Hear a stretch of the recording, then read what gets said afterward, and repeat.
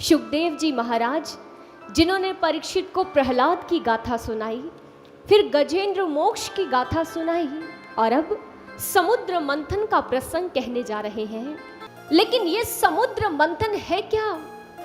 क्यों इसे वेद व्यास जी ने श्रीमद् भागवत महापुराण के भीतर लिखा? इसलिए कि जब हम इसे पढ़ें तो हम समझ पाए कि ये समुद्र मंथन कोई सतयुग में घटी हुई घटना नहीं है, ये हमारे व्यक्तिगत जीवन में भी घट सकता है। आप कहेंगे कैसे? देखिए, इस जीवन में, इस अंतर मन में दो प्रकार की वृत्तियां हैं। कौन सी? दैव्य और दानवी, बुरी और अच्छी शक्तियां।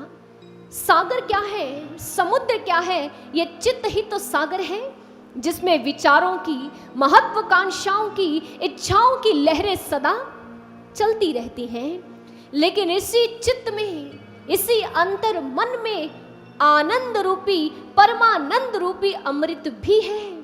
उसे प्राप्त करना होगा। कैसे प्राप्त करोगे? आत्म मंथन करना होगा। आत्म मंथन कैसे होगा? वो साधन क्या है? वो माध्यम क्या है? वो है ईश्वर को जानना। आज तक हम ईश्वर को मानते आए हैं, बहुत अच्छी बात है, लेकिन अब एक दूसरे स्टेप की ओर बढ़ना है, एक उत्तम सीढ़ी की ओर जाना है। और वो सीढ़ी कौन सी है? जानना। नीम नीम कहे कबहु न मुख कड़वा होए, मुख तो कड़वा होए नीम के चबान से। खांड खांड कहे कबहु न मुख मीठा होए, मुख तो मीठा होए खांड के खान से। राम राम कहे कबहु ना शांति होए, शांति तो होए राम की पहचान से। महापुरुषों ने कितना व्यवहारिक उदाहरण दिया ताकि प्रत्येक मनुष्य समझ सके। नीम नीम का रटन करते रहो, क्या मुख कड़वा हो जाएगा? आपको मीठा खाना है, आप घर में आंखें मूंद कर बैठ जाओ और मीठा मीठा पुकारते रहो, क्या मुख में मिठास आ जाएगी? नहीं। राम राम कहे कबहु ना शांति होए, शांति तो होए राम की पहचान से। केवल मात्र इस मुख से, इस वाणी से, राम कहने से कुछ नहीं होगा। शांति, आनंद, परमानंद कब प्राप्त होगा? जब आप अपने घट के भीतर उसे देख लोगे, उसका दर्शन कर लोगे। दो प्रकार के धर्म होते हैं, स्वामी राम तीर्थ जी कहते हैं। एक होता है उधार धर्म और एक होता है नगद धर्म। उधार का मतलब आप सब जानते हो, क्या होता है? किसी से उधार लेना। उधार धर्म से स्वामी राम तीर्थ जी क्या कहना चाहते हैं? वो कहते हैं कि हर मनुष्य आजकल उधार धर्म की जिंदगी जीता है। क्यों? हमने मीराबाई की कहानी सुनी, हमने ध्रुव की कहानी सुनी, हमने प्रहलाद की कहानी सुनी। क्या हमारा जीवन ध्रुव की भांति बना? क्या हमारे जीवन में प्रहलाद की ही भांति देवर्षि नारद जी जैसे कोई पूर्ण सद्गुरु आए? नहीं सज्जनों, हमने केवल महापुरुषों के अनुभव को सुनकर उसे अपना अनुभव मान लिया। ये है उधार धर्म।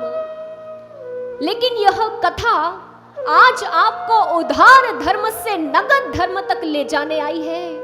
नगद धर्म अर्थात जो मीरा का अनुभव था वो आपका अनुभव बन जाए। जिस प्रकार प्रहलाद ने अपने गुरु से ब्रह्म ज्ञान प्राप्त किया और इस प्रकार अडिग हो गया, आपको वही अडिगता मिल जाए। जिस प्रकार ध्रुव ने श्री नारायण की गोद को प्राप्त किया, आपको भी प्रभु की स्नेह, प्रभु की गोद मिल जाए। जब वो आपका अनुभव बन जाए तो आप नगद धर्म बन जाएंगे, नगद धर्म के अनुयायी बन जाएंगे।